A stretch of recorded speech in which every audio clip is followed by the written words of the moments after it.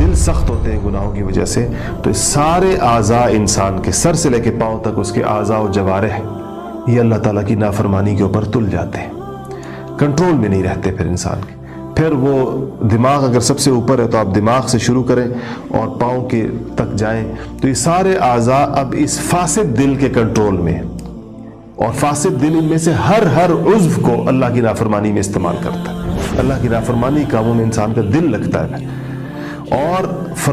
فرما برداری اور اطاعت اور نیکی کے کاموں سے انسان کو وحشت ہوتی ہے،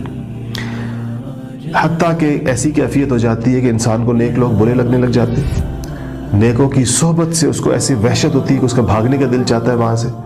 نیکی کے کاموں کی طرف اس کی رغبت نہیں ہوتی، حتیٰ کہ خود تو درکنار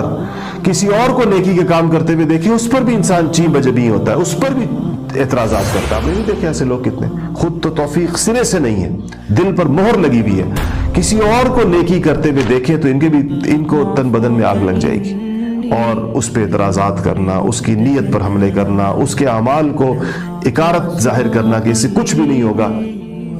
منافقین کا یہ رویہ ہوتا تھا۔